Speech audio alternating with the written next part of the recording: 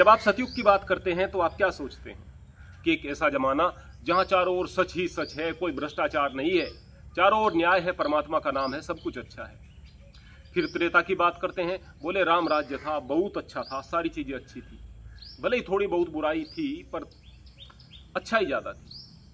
फिर बात करते हैं द्वापर की, तो आप कहेंगे कि फिर भी धर्म था, बस कुछ बुराइयां आनी शुरू हो गई थी। उसके बाद कलयुग आया तो बस कलयुग में तो सर्वनाश हो गया।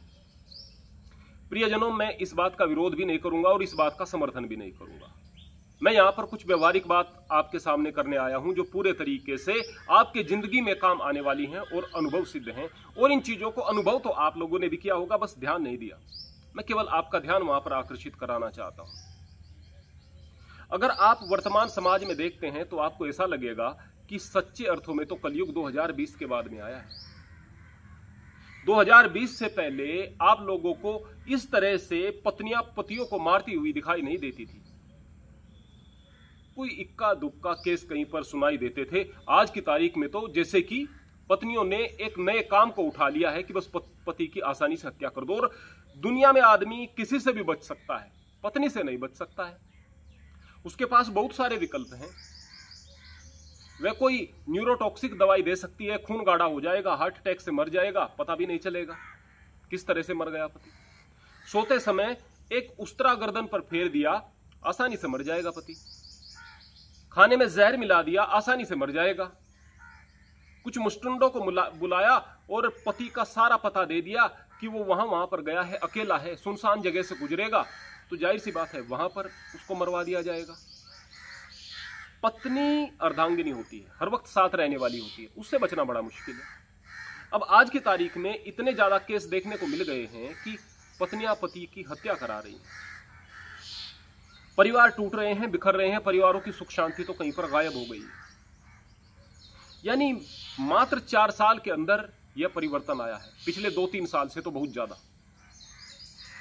अगर हम यह देखें कि इस बीमारी की शुरुआत कहां से हुई थी, 2010 में यहां पर हमारे देश के अंदर स्मार्टफोन का प्रचलन होना शुरू हो गया था। थोड़े थोड़े से बीज वहां से पड़ना शुरू हो गए थे, लेकिन फिर भी चीजें कंट्रोल में थी क्योंकि डेटा महंगा हुआ करता था, कॉल्स भी फ्री नहीं थी। 2016 में जियो आया और जियो ने डेटा को फ्री कर दिया और कॉल्स भी फ्री हो गई। उन्होंने जियो वेलकम ऑफर के तहत 2016 में फ्री डेटा और कॉल दिया। फिर हैप्पी न्यू ईयर ऑफर में उन्होंने आगे इसको बढ़ा दिया था, इस ऑफर को बढ़ा दिया था। 2017 में भी बढ़ाया इसको। हालांकि इंटरनेट एक बड़ी ताकत थी जो कि आपको वैश्विक पटल से जोड़ती थी, आपके बच्चों को जोड़ती थी, वहां से शिक्षाएं बहुत सारी ले सकते थे। अगर आपको फ्री कॉल्स मिल रही हैं तो उससे भी आप लाभ उठा सकते थे। लेकिन आदमी जैसा है वैसा ही लाभ उठा पाएगा दूसरी चीजों से। अगर आपके अंदर इंसानियत है, आपके अंदर समझ है तो लाभ उठाएंगे। और अगर इंसानियत नहीं, समझ नहीं, वासना है तो आप वासनाओं की पूर्ति करोगे इंटरनेट पर जाकर भी। आप अंदर के विकारों को बढ़ाओगे। स्त्रियों ने फोन पर लंबी बातें करना शुरू कर दी। अगर ससुराल में कोई बहू है, उसने पीहर में ससुराल की बुराई करना, चुगली करना, बस इस काम को उठा लिया। थोड़ी सी घर में कुछ विवाद की बात हुई नहीं कि अपने पीहर में बहुत लंबी लंबी बातें और ज्यादा नमक मिर्च लगा करके बता दी गई। घर पर जो माँ है, भाई है, बहनें हैं, पिता है, उसको ऐसा लगा रहे हमारी बच्ची तो बहुत दुखी है, उनकी भी खता नहीं है। वो हस्तक्षेप करते हैं, परिवार टूटने लगता है। हालांकि वो बात आनी जानी हो जाती, वो बात इतनी बड़ी नहीं थी क्योंकि गुस्से में ऐसा लग रहा था। अब ये जो फोन पर लंबी लंबी बातें हो रही हैं, 5 मिनट से ज्यादा जो भी बात हो रही हैं, वो सारी की सारी चुगली तो हैं और बात हो रही है घंटों तक। इन सारी चीजों के अलावा जो गंदगी यहाँ पर हमारे बच्चे देख रहे हैं उसके बारे में तो क्या ही कहना। अब हमने अपनी जिंदगी में जमाने को बहुत तेजी से बदलता देखा है। हमारा जन्म 1975 में हुआ है तो हमसे पहले लोग हमसे भी ज्यादा जिंदगी का तजुर्बा लिए हुए हो सकते हैं अगर उन्होंने जिंदगी को ध्यान से देखा तो। जिसने तजुर्बा लेना है वह 20 साल की उम्र में भी तजुर्बा बहुत ज्यादा ले सकता है, 100 साल से भी ज्यादा ले सकता है। और जिसको तजुर्बा नहीं लेना वो 60 साल की उम्र में भी, 70 साल की उम्र में भी बचकाना हरकत करेगा। तो खैर, मैं ये कहूंगा कि हमने अगर अपनी स्मृति पर हम थोड़ा सा जोर डालते हैं तो 80 से पहले की स्मृतियां भी हमारे जहन में उभर करके आती हैं। 5 साल के बच्चे को बहुत समझ हो जाती है। हमारी स्मृतियां उससे पहले की भी हैं। जब हम 3 साल के थे, 78 के आसपास, उस समय यहाँ पर हमारे आसपास बाढ़ आई थी, वो जमाना भी थोड़ा थोड़ा सा याद है। खैर, बात करेंगे हम 80 के दशक की बात करेंगे, उसके बाद हम 90 के दशक की बात करेंगे। लगभग थोड़ा परिवर्तन था, वैसा ही था। 2004 में फेसबुक आया, लेकिन आम लोगों को नहीं पता था। 2010 में फेसबुक आम हो जाता है, स्मार्टफोन लोगों के पास हो जाते हैं। 2013-14 आते आते लोग धीरे धीरे आदी होने लगते हैं सोशल मीडिया के। सोशल मीडिया पर अजीब अजीब तरह की खबरें आने लगती हैं जो एक दूसरे से नफरत करना सिखाती हैं, समाज के सौहार्द को बिगाड़ती हैं। बहुत सारी फेक जानकारियां आती हैं, बहुत सारी गंदगी आती हैं, आदमी के दिमाग में कचरा भर जाता है। ये सारे नुकसान हुए हैं, इस बात में कोई शक नहीं। लेकिन इस परिवर्तन के बारे में बात करें तो 2010 से शुरुआत हुई थी और 2016 से तो इस परिवर्तन को बहुत ज्यादा पर मिल गए थे, बहुत ज्यादा विनाश होना शुरू हो गया था। अगर हम आज की तारीख में बात करें तो हम कहेंगे कि 2016 से पहले का जमाना तो भाई बहुत अच्छा था, बहुत अच्छा था, बिल्कुल अलग था, आज के जमाने से बिल्कुल अलग था। यह आदमी की फितरत रही है कि वो हमेशा पहले जमाने को अच्छा बताता आया है कि पहले का जमाना अच्छा था। अगर बात करेंगे कि भाई आज से 500 साल पहले की नहीं सब कुछ अच्छा था, उस जमाने में तो बहुत सच्चाई थी, चारों ओर अच्छा था, नहीं, ऐसा नहीं है भाई। उस जमाने में बहुत सारे आक्रमण हो रहे थे, स्त्रियों पर अत्याचार हो रहे थे, अनेक प्रकार की गंदगी थी, इस बात में कोई शक नहीं है। लेकिन आदमी की फितरत रही है कि पहले के जमाने को हमेशा अच्छा बताया है। अब से 70 साल से भी ज्यादा पुराना एक गीत रहा होगा, आज के इस इंसान को ये क्या हो गया, इसका पुराना प्यार कहां पर खो गया। कवि प्रदीप इस गीत को लिखते हैं, गाते हैं। वो कहते हैं जमाना बिगड़ गया है, जमाने के रंग बिगड़ गए हैं, बेहयाई आ गई है, कत्लो गारत मिच गई है चारों ओर। आज का जमाना खराब है, पहले का जमाना अच्छा था। 70 साल पहले कह रहे हैं। और हम क्या कह रहे हैं अभी, यह वास्तविकता है कि 16 साल पहले की बात आप करें, 17 साल पहले की बात करें, बहुत ठीक थी चीजें। 2017 से पहले, 2016 से पहले अगर बात करें तब तक भी चीजें ठीक थी। सबसे ज्यादा गड़बड़ अगर हुई है तो इंटरनेट के आने से हुई है, और उससे भी ज्यादा गड़बड़ी आज की तारीख में जो आधुनिकीकरण हो रहा है दुनिया का, इस आधुनिकीकरण ने सारी चीजों को खराब कर दिया है।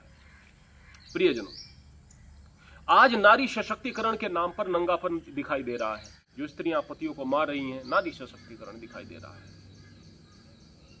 जो नंगापन है, नारी सशक्तिकरण दिखाई दे रहा है। लड़कियां शराब पी रही हैं, सिगरेट पी रही हैं, ये नारी सशक्तिकरण दिखाई दे रहा है। ऊपर से कहें कि जो लड़के पिए तब क्या अच्छा, हम सारा दिन कहते हैं लड़के पिए तब भी अच्छा नहीं, लड़के नंगेपन की तरफ जाए वो भी अच्छा नहीं, उसका भी तो विरोध करते हैं। लेकिन अगर 10 बार लड़कों का विरोध किया, 1 बार लड़कियों का कर दिया, तो 1 बार का लड़कियों का चुभ जाता है। ये नारी सशक्तिकरण हो रहा है।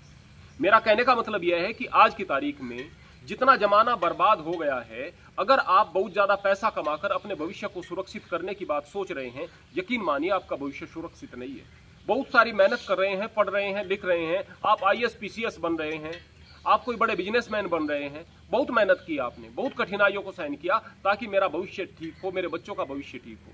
लेकिन यकीन मानिए आपके बच्चों का भविष्य तो खराब है। खराब इसलिए है, आज की तारीख में मैं नई जनरेशन को देखता हूं, उनके क्रियाकलापों को देखता हूं, उनकी अनुशासनहीनता को, उनकी जिद को देखता हूं, और जिस तरह की उन्हें शिक्षाएं मिल रही हैं, उस परिवेश को देखता हूं, मुझे पक्का पता है कि आने वाला जमाना इससे कहीं ज्यादा खराब है। तो ठीक कौन रहेंगे? जो इस कलयुग में भी अपने चारों ओर एक आवरण बनाकर अपने घर में सतयुग बना करके रखेंगे। भाई ये युग कुछ नहीं है, आपके घर में सतयुग भी आ सकता है, केवल तब जब आप अपने घर को सही तरीके से लेकर के चलोगे और प्रत्येक व्यक्ति अपने घर का गुरु बन जाएगा। किस तरह से? कि भाई आपके बच्चे हैं, आपने अपने बच्चों को शिक्षित करना है। किन चीजों से? पढ़ाई लिखाई से भी शिक्षित करना है, उनको मोरल एजुकेशन भी देनी है, संस्कार भी सिखाने हैं, बुराइयों से भी बचाना है। वरना बच्चों को बिगाड़ने के लिए घर में टीवी है, बहुत सारे आधुनिक परंपराएं चल रही हैं, रिवाज चल रहे हैं बच्चों को बिगाड़ने के लिए, वो हैं, नई नई परंपराएं शुरू हो रही हैं, वो हैं, खराब दोस्त हैं, मोबाइल है, 1000 प्रकार की चीजें हैं जिनसे कि बच्चे अपने भविष्य का विनाश करेंगे। जो चीजें ट्रेंड में आ गई हैं, जिनको स्वीकार थे आप चल पड़े हो, और वो चीजें आम हो गई हैं जो पहले शर्म का विषय होती थी। ये बच्चों के भविष्य की बर्बादी है। फिर आप जाते हो किसी गुरुजी के पास, गुरुजी आपको तंत्र मंत्र में उलझा देते हैं, झूठी कहानियों में उलझा देते हैं, बुद्धि खराब हो जाती है। क्योंकि अकल की बात नहीं, विज्ञान के विरोध वाली बात करेंगे धार्मिक लोग भी, क्योंकि उनका उल्लू सीधा इन्हीं चीजों से होगा। घंटों की कथाएं होंगी, उन कथाओं में से एक आध ज्ञान की बात मुश्किल से मिलेंगी, 10 प्रकार का अज्ञान मिलेगा। मूर्खतापूर्ण बेहुदे तरीके से गीत गाते हुए सुनाई देंगे, वहां पर भी आपके बच्चे बर्बाद ही होंगे, उनको कुछ नहीं मिलेगा। जाहिर सी बात है कि सच्चाई और अच्छाई का आप लोगों को भी पता है। उस सच्चाई और अच्छाई को पहले तो अपने अंदर धारण करो, और उसको अपने अंदर धारण करने में थोड़ी तपस्या की जरूरत है तो उस तपस्या को करो। थोड़ा कष्ट हो रहा है तो कुछ कष्ट को उठाओ, लेकिन सबसे पहले इसलिए कि आपका स्वास्थ्य बेहतर होगा, आपका भविष्य बेहतर होगा, और उन सारी चीजों से बेहतर आपके बच्चों का भविष्य होगा। प्रियजनों, 1000 चीजें हैं जो आप जानते हो, जिनको आप बच्चों को सिखा सकते हो।